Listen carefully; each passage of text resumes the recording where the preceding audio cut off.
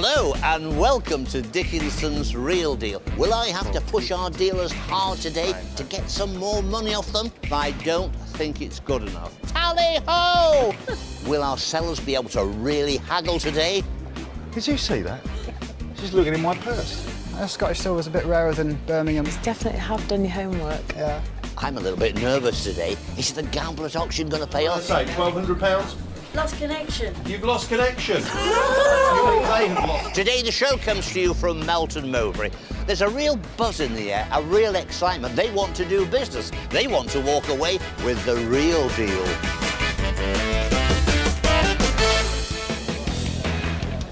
It's time for the first deal of the day. And the big guns are being rolled out for James Late and seller Rupert. You too? You brought along a nice Canon. Yes, it was. We've had it for about 12 years, just over 12 years now. Yeah. And it was given to us as a present for engagement when I got engaged to my wife. That's the weirdest engagement present I've ever heard about. Yes, but it's a lovely feature. Yeah. And it's a nice, piece of art, if you want to call it art. Yeah. But for us, I think it probably might be more suitable than somebody who's more enthusiastic with that sort of thing. Well, collector, Yeah. should I say, rather than Yeah. us. So we basically brought it in today and see what it's worth and then take it from there. They were starting Canon for things like regattas and so on. Right, yes. And I suppose it probably isn't as old as it looks. I guess it's probably only about 1900, maybe 1910. Yes. Do you know the history of it before? I'm not too sure from of it. the I people who gave it to you? No, they've just given it as a gift. Yeah. But what I believe, a lot of them were made in Europe. Well, I understand Yes, whether that's correct or not, but it's not something I've really taken up and I think that's right, because this definitely isn't an English model of a Canon, is it? No. In fact, I think it's possibly French. Right. But certainly continental, because English Canon never had this sort of sledge feature at the end. So it's made of bronze, I think, isn't it, rather than brass? It's quite heavy. I don't know if there's some weight in it. I think it's bronze. Right. And it's also been, it's had originally a gold lacquer all over it, which you can see traces of on the wheel. Yes, that's right, on the wheels. And you can see the brush marks where the lacquer's been on here, but that's kind of perished, corroded. And then the sides are painted black. So there we are. Nice thing. You don't want it anymore. Better see if I can buy it. So We'll get some money out. Yeah. 50, 100, 150, 200, 250. I think I'd like more than that, to be honest. Would you? Yes. I would like a bit more than that. Okay. 300, 350. It's not bad off. I would like a bit more. A bit more. What does David think? Well, it was described as a brass cannon. I think it's bronze because I'm sure it's bronze. Looking at that little nipple there, that is for a percussion cap. It looks like it's a starting or a signalling cannon, so I think it was used as that. They say £300 to £400. It seems you're well within range there at 350. The question is, can you go to auction and get 450 or 500? Because you're going to have to do that to make it worthwhile. Right. But what's on the table is not a bad offer also. So it's really down to you. Is that it? I might put my hand in my pocket again, David. OK, let's see what he puts down. So one more, Rupert. So 400 quid. I think that's about as far as I want to go. That's the sort of like value I was looking for. So yeah. Too happy with that? More than happy. Got a deal. Thank you very much. Thank you very much. Thank you for your time. Thank you.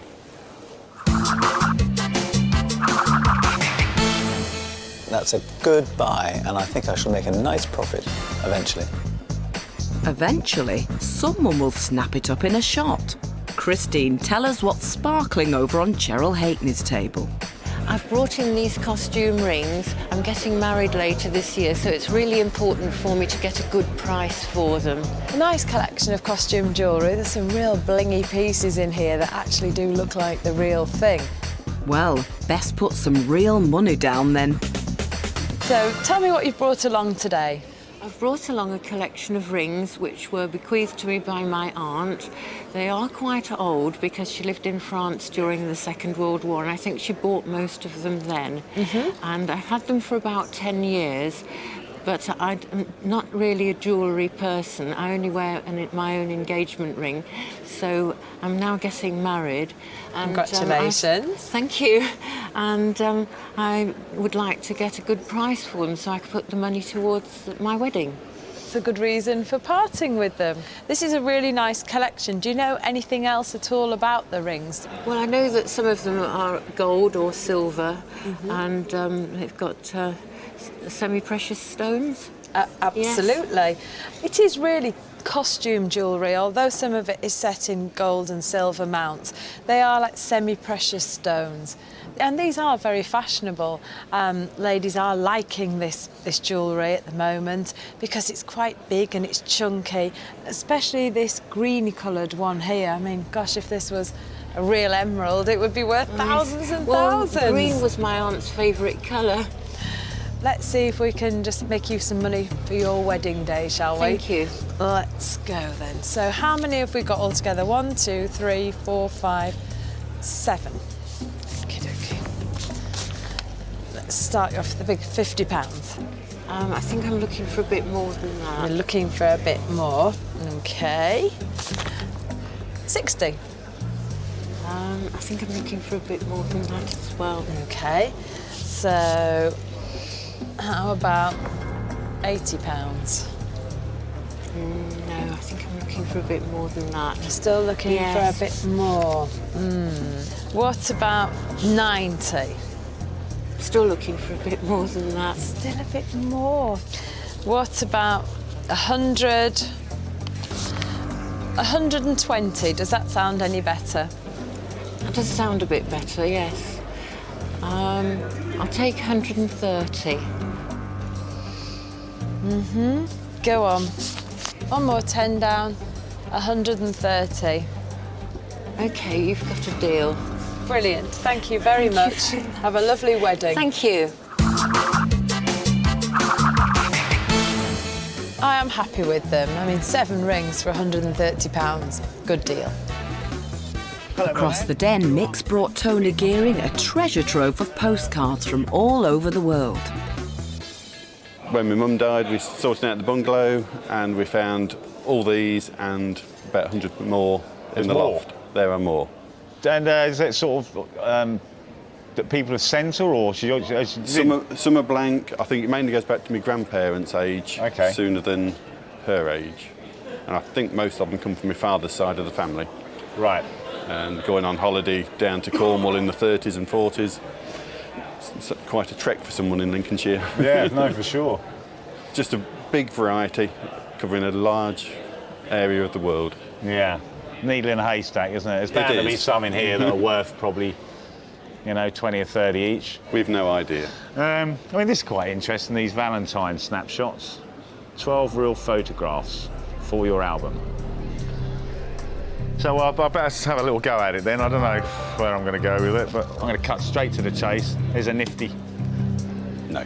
No? No. Not even anywhere near? Nowhere near. Nowhere near? I've been offered far more than that already. Have you? Yes. What, from a dealer or? From somebody who I met at a car boot sale. He came around the house, had to look through them. Right. And made me an offer, which I couldn't accept at the time. No. And when he phoned back later, I said no, and he doubled his offer. Do you mind if I ask you what the dealer offered you? He offered me 100. Right. And then when he phoned back, he doubled it to 200. Right. What you need here, Mick, is someone sat in this seat who knows about postcards. So my advice is, take them to auction. Yep, that's what we'll do. Mike, great. I wish you luck with that. Thank Great you. stuff. Thanks for bringing them.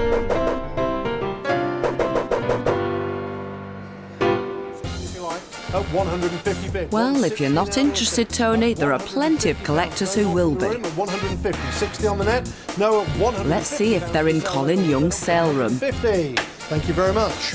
OK, here we go. This is the postcards. There's a large collection here. £50 was turned down on the dealer's day. We're hoping for more. £100 is the reserve. There we go, all the postcards there. What should we say for these?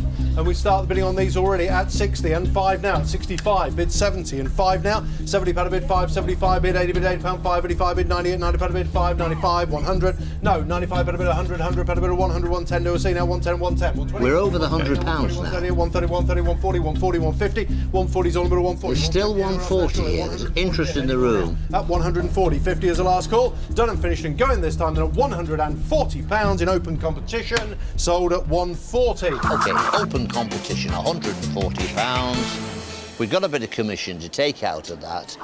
I think that comes to £114. So, happy on the day?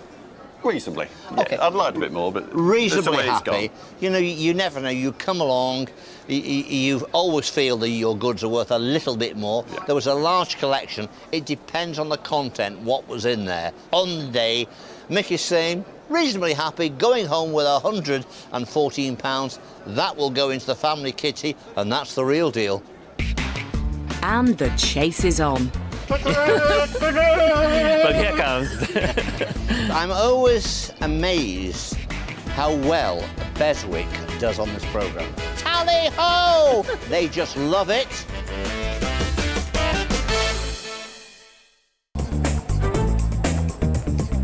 Welcome back to Dickinson's Real Deal from Melton, Mowbray and Leicestershire. There's a pack of hounds on the loose at Ian Towning's table. What's going on, Maureen? I brought my Beswick horse and hounds. I'm hoping Ian's going to give me £1,000 that I'd like today. Blimey, hope Ian's got enough cash. Just in case he doesn't, David and auctioneer Colin Young are ready to step in. Basic figures. The hounds, the fox, and, well, all the riders. Did you collect this over a period of time? Yes, my collection started one of the hounds when I was 18, and then it just progressed from there. And did you collect it all locally or travelling around the country? Mostly locally, yeah. It's all very lovely. You know, unfortunately, the fox is quite badly damaged. Yeah. The hound here is badly damaged. And I'm not going to touch it in case the foot falls Yes, off the little girl on the pony. horse. Yeah. That one was knocked off a sideboard when my youngest daughter was about 2.5. And the fox? I think that was done on polishing. Ooh. That was myself, yes. And why are you selling it when you've had it, taken so long to collect it? It takes such a long time to dust it and keep Dust it it. clean. Keep it behind glass. Yes, it's been behind glass, but then, with grandchildren running around, I live in fear of people, as you can see, damaging it. Are there supposed to be a certain amount of hounds? Would you need to have so many pairs of them, or Yes. you can have as many pairs as you Yeah, want? they usually work in couples, but here we've got some that have got thicker legs. They're the first edition because years ago the hounds used to be more thicker set. Now they're so finely bred, they've got thin legs now. Interesting. Now, Colin, whenever I see Beswick, it always seems to do well. Now, what's your experience in the sale room of this? Well, it's very positive in the sale room because there are still plenty of buyers out there that are still selling them. So there's plenty coming on the market. There are still plenty of new buyers that are coming in that want them. So, there's lots of evidence of sales for them to come up with some estimations. Colin, how are you going to estimate this? Well, the figure I've come up with is 800 to 1,000, and that's based on adding up all the little bits and pieces and then just taking back that little element for the damages that are in there. Independent valuers say 8 to 12. So, again, a slightly broader, wider estimate. Now, I'm looking across and I'm thinking, is he going to recognise that this is commercial? Let's see what he puts on the table. So, let's see. 50, 100, 150, 200, 250, 300, 350, 400, 450, 500. If it was all perfect, I would probably pay £900 for it. That is how I gauge my price. No. I don't think that's enough, Colin. What do you think? I think we're certainly going to do better in the sale. You've heard what Colin says, 500. No, that's not enough, and I need to tell our seller, you need to go to auction. So I think the offer I'm making is pretty good. Well, here comes. Well, all I can say is I'm always amazed how well Beswick does on this programme. A very desirable lot. So much so, 800 to 1,000, 800 to 1,200 pounds. Now, you might shake your head, but those that go hunting, and we are in hunting country, tally-ho! They just love it. And so I'm going to say to you, we've got a desirable lot here. In fairness to Ian, it's not a bad offer that's on the table, but I don't think it's good enough. I think it's something well worth the challenge to go to auction for. Two Beswick collectors or dealers bidding against each other just might get us the price we're looking for. Thank you. If the estimate is 800 to 1,200, then, you know, I think it should go to auction. Yeah. You know, it's only fair for you to take it to auction. Yeah. What do you think it will fetch? I'm looking around a 1,000 mark. Well, all I can say is good luck in auction, and I hope Thank it you. makes 1,000 plus. Thank you. Thank you. Thank you.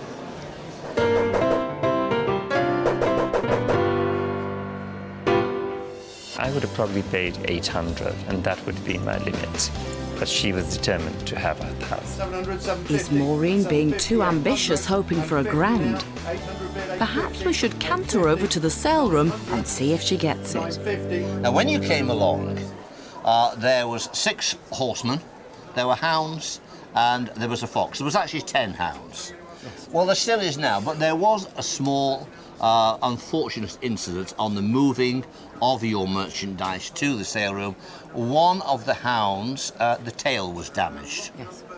Now, we have agreed to compensate you £50 for the damage to the tail. Yes. And I think you have generously said, yes, you're quite happy with that. Yes. So that's been sorted out. Now, initially you agreed an £800 reserve, but I understand you've thought about it and said, no, I think they're worth a bit more than that. Yeah. So now your reserve is 850. Yeah.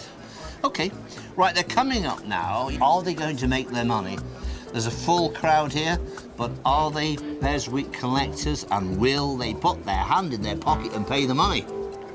We're about to find out. It's coming up now.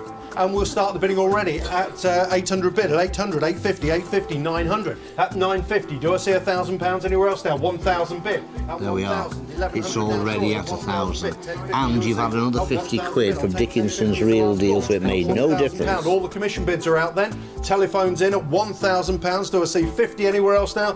Done and finished. We sell at £1,000. Thank you very much. Good one, £1,000. So, £500 you turned down very shrewdly. You set your reserve at £850. £1,000 under the gavel. Take away the commission. You'll be going home with £820. 820 plus the £50 that we've compensated you with. So, round figure of about 870 quid. Yep, lovely. All right? Thank you very much. Yep. Real deal. Tally-ho.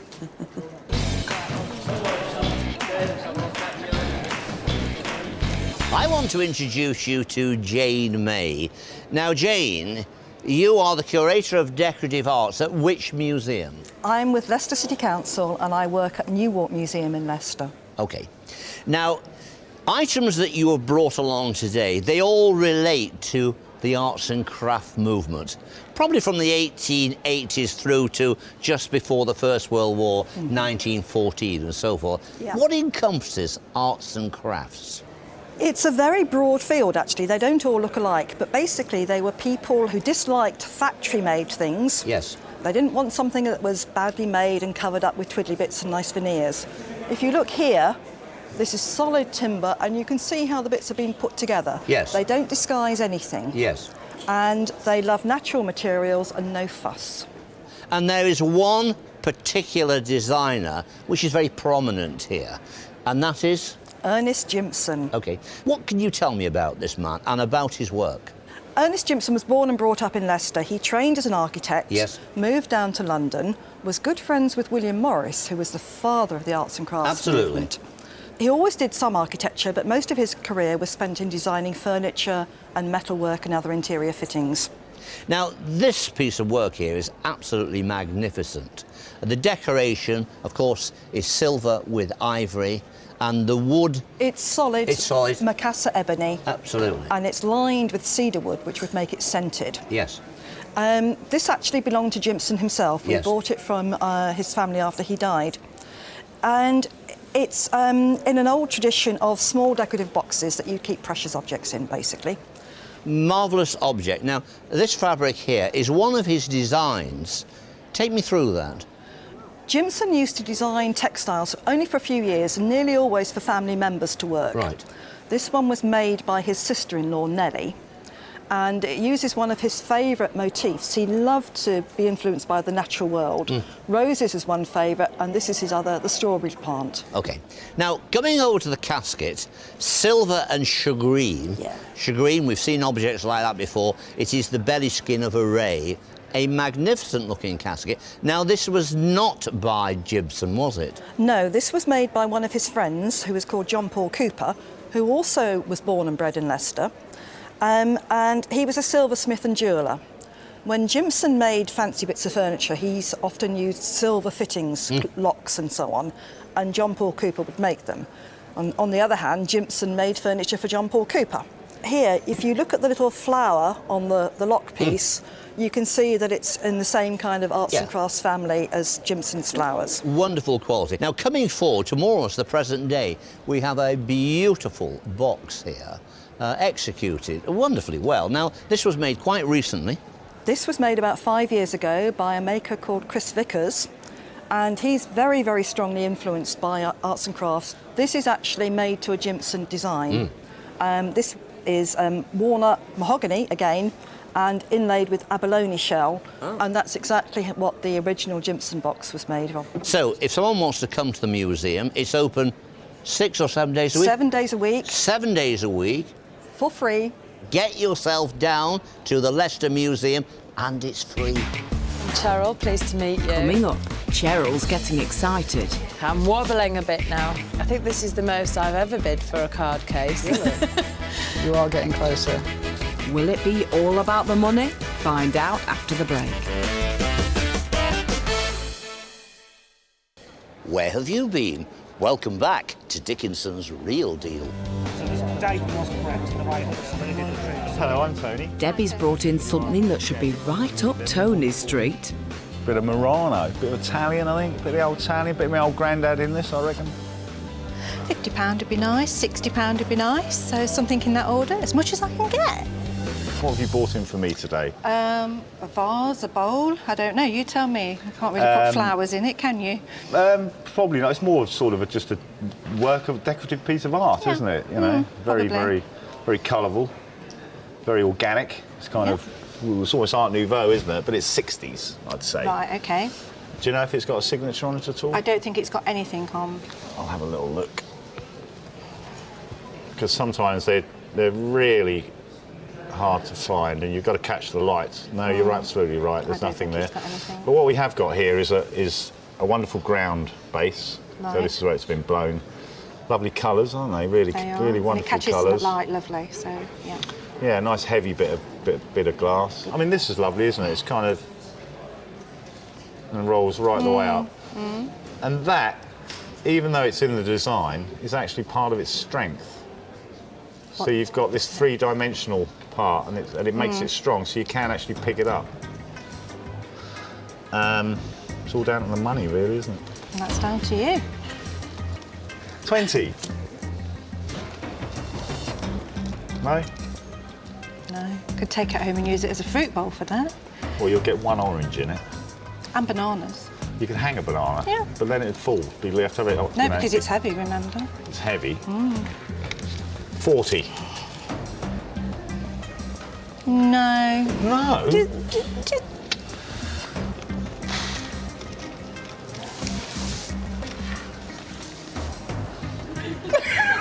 you see that? She's looking in my purse. I'm seeing if there's anything red. Oh, there's plenty of red in there. Don't you worry about that, my dear. 45. Keeps this deal alive. Right, OK. I'll have one more push. Make it a 50. Make it a red one, just for me. That's where I'm sticking. You're sticking? I'm sticking. Stuck. Chuck. OK, I submit. You've got a deal. Debbie, thanks very much. Thank you. I think I worked my charms on him, and £45 will be a girls' night out. So great. Thank you. I had to work hard to buy that off Debbie, bless her. but there's hopefully a profit in it somewhere. Oh, Tony, we're sure you'll find a way. Aaron's looking to sell Cheryl a rather pretty object on behalf of his grandmother. Not something that you see every day. I'm prepared to pay a few £100s for this. Cheryl's got her eye on this one. What do you know about this silver card case? I know that it was made in 1851, roughly, and that it was made in Edinburgh by James Naismith and Company. You have done your homework. Yeah, before I came last night. You've done my job for me. How did you come to own it? It's my grand's card case, and she really wants some new false teeth, so I brought this along in the hopes of getting her some money towards that. That's the first time anybody's ever brought anything for that reason. I've had wedding dresses and dog kennels and all sorts of weird and wonderful things, but never for false teeth. I just hope she doesn't mind too much for saying it on TV. No, you could be in trouble. And how did she come to own it, do you know? Her husband used to go up to Edinburgh quite a lot New Year's Eve, driving the buses, because he's a bus driver. And because it was made in Edinburgh, I'm assuming he purchased it on one of his trips. How interesting. So this is I think it's the Scots Memorial, so this is like sort of seeped in history, isn't it? I mean, it's decorative value just as it is without actually tying it to Scotland. It's Scottish silver, which is really nice too. But all this work and everything it's just lovely. You just don't see things like this every day. I'd love to know what your grandfather paid for it. That would have been fascinating. We literally just got given it yesterday and I don't know the price of what he paid for it. Okay. My nan probably hasn't even got a clue either. Well, I'm going to get some cash out because this is a lovely thing that you brought along today. See what you think. You've got a task ahead of you for Grandma's teeth. You've got to help me with that. So I shall do my best. OK. Let's get cracking. 50, 100, 150, 200.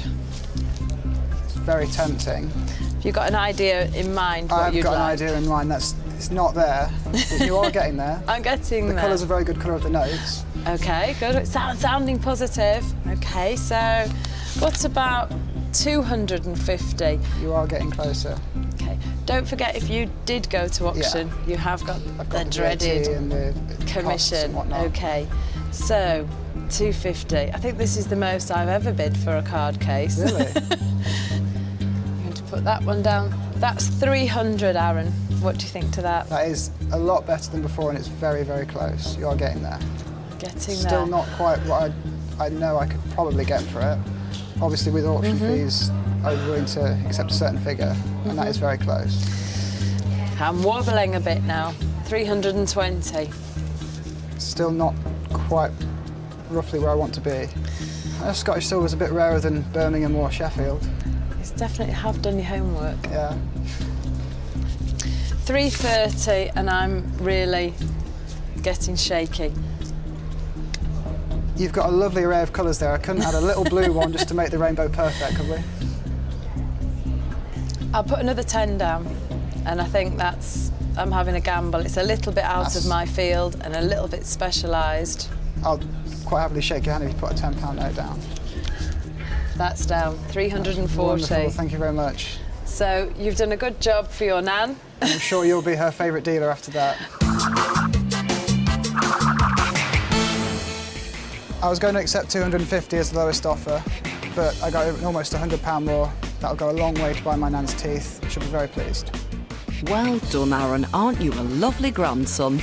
Coming up, James has a puzzle on his hands. It has all sorts of qualities which could make it 17th century, 18th century or 19th century. Where is it made? Is it Holland or is it France? Will he work it out?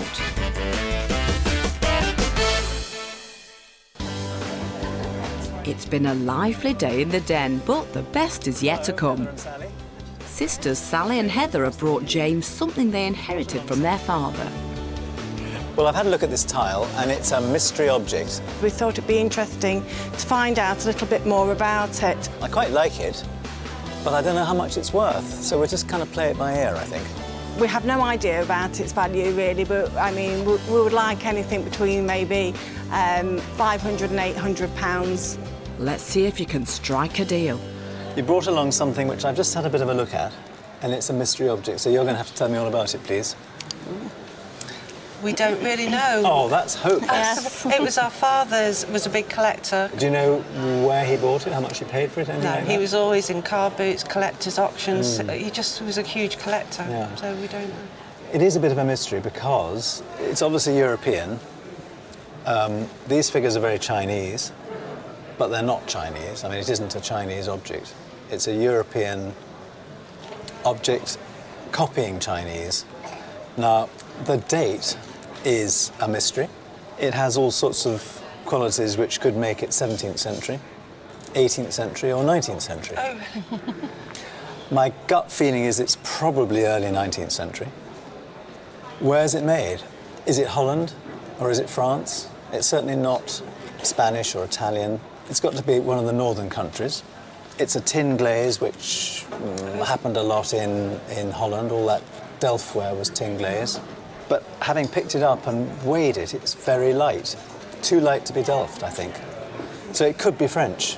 It is a huge mystery. Anyway, apart from all that, it's a very attractive object, I think. I mean, I like the fact that it's lost its corners, and it's obviously a big tile made for hanging up because it's got this piercing here. I thought it's made as a decorative object and not as a useful object, and that also suggests to me that it's later rather than earlier. Next question is, what's it worth? Another mystery. Anyway, why are you selling it if your dad treasured it?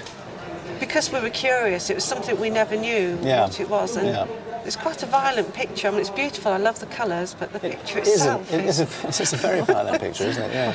And that's another slight mystery. I mean, why would someone want to choose that particular scene to hang on the wall? So as a mystery object, what's it worth? I don't know, I'll put some money down. Let's see if you like the sound of it.